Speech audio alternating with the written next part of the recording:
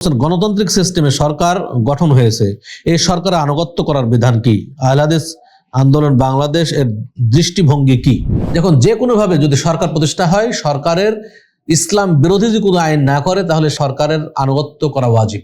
আল্লাহ রাসূল সাল্লাল্লাহু আলাইহি ওয়াসাল্লামের জামানায়, সাহাবাগণের জামানায় অমুসলিমদের শাসন ব্যবস্থা মেনে নেননি, তারা মেনে নিয়েছেন, কিন্তু তারপরে কি তাদেরকে সাপোর্ট করেছিলেন?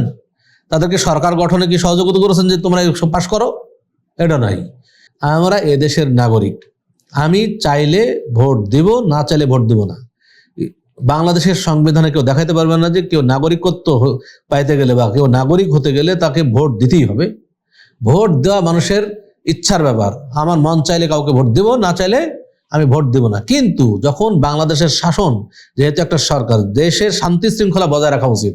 অতএব যেভাবেই সরকার কায়েম হোক না কেন, সেই সরকার যদি ইসলাম বিরোধী কোনো নির্দেশনা না দেয়, তাহলে আমি সরকারের আনুগত্য করতে বাধ্য। যখন ইসলাম বিরোধী কোনো নির্দেশনা বা ইসলাম বিরোধী কোনো কিছু মানতে বাধ্য করবে সরকার, তখন কিন্তু আমি সেটা মানব না। কারণ লা তাআতা লিমাখলুকিন ফি মাসিয়াতিল খালিক, সৃষ্টি মানে আল্লাহর অবাধ্যতায় সৃষ্টির কোনো আনুগত্য চলবে না, কারো আনুগত্য চলবে না। অতএব আমি সরকারের আনুগত্য ততক্ষণ পর্যন্ত করব যতক্ষণ ইসলাম বিরোধী কোনো নির্দেশনা না দিবে।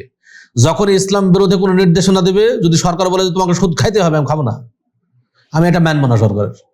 অতএব আমরা এটা অবশ্যই আহলে হাদিস আন্দোলন বাংলাদেশ আর যুব সংঘ প্রত্যেকটা সরকারের আনুগত্য করে এবং প্রত্যেকটা সরকারের তার ভালো কাজের প্রশংসা করে, খারাপ কাজের সমালোচনা করে।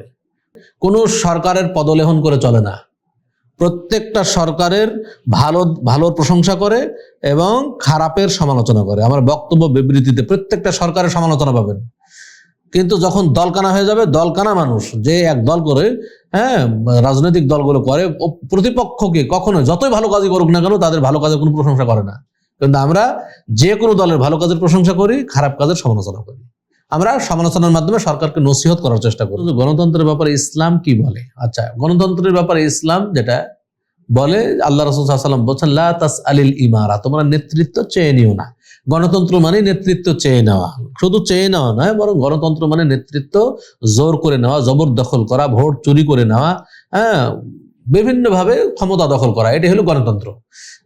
তো গণতন্ত্রে শিরিক আছে, দুইটা বড় বড় শিরিক। এক, গণতন্ত্রে বলা হচ্ছে জনগণই সার্বভৌম ক্ষমতার উৎস, অথচ আমরা সবাই জানি যে আল্লাহই সার্বভৌম ক্ষমতার মালিক। দুই নম্বর শিরিক হলো মানে অধিকাংশের রায় চূড়ান্ত। অধিকাংশের রায় কখনোই চূড়ান্ত হতে পারে না, ইসলামের বিধানই চূড়ান্ত। অধিকাংশ মানুষ, পৃথিবীর সব মানুষ যদি একটা কথা বলে আর ইসলামের বিধান যদি আরেকটা বলে, ইসলামের বিধানই চূড়ান্ত হবে, এটাই সঠিক। ধরেন একটা সংসদে 300 জন এমপি মন্ত্রী, তারা সংসদ চালাচ্ছে, সংসদ সদস্য 300 জন। 300 জনের মধ্যে যদি 300 জনই সুদের উপরে বলে যে না, সুদ ছাড়া দেশ চলবে না, আর ইসলাম বলছে সুদ হারাম, তাহলে ইসলামের বিধানই কার্যকর হবে, সুদ হারামই থাকবে। 300 জন এমপি মন্ত্রী বা সংসদ সদস্য একদিকে থাকলেও কখনো সুদ হালাল হতে পারে না। যেমন ট্রান্সজেন্ডার নিয়ে প্রশ্ন হয়, এখন যদি সব সংসদ সদস্য যে একদিকে চলে যায় যে হ্যাঁ ট্রান্সজেন্ডার বাদ, এটাকে জায়েজ ফতোয়া দিয়ে দেয়, আর ইসলাম বলছেন না এটা চলবে না, তাহলে ইসলামের বিধানই চূড়ান্ত হবে। তো অধিকাংশের রায় কখনো চূড়ান্ত হতে পারে না, এটা একটা শিরকি কথা। তো আমাদের ইসলামী রাজনীতি হলো ইসলামী খেলাফত। ইসলামী খেলাফত এর কথা কোরআনেও এসেছে, হাদিসেও এসেছে। ইসলামী খেলাফতের কথা কোরআনেও এসেছে, হাদিসেও এসেছে। কখনোই বাতিলের সাথে বা বিধর্মীদের তৈরি করা, তাদের আদর্শের উপরে পরিচালিত হয়ে ইসলাম প্রতিষ্ঠা করার স্বপ্ন দেখা মোটেও এটা কার্যকরী স্বপ্ন নয়। এটা কখনোই বাস্তবায়ন হওয়া সম্ভব না। এটা আমাদের সাধারণ জনগণকে বুঝতে হবে। একটু নিরপেক্ষ মাইন্ড নিয়ে বোঝার চেষ্টা করুন। কোন নিরপেক্ষ মাইন্ড নিয়ে যদি বোঝার চেষ্টা করেন, ইনশাআল্লাহ বুঝে আসবে। আল্লাহ তাআলা আমাদের সকলকে বুঝদান করুন, আমিন। আত্মাহারিক টিভি, ওহির আলোয় উদ্ভাসিত জীবনের জন্য।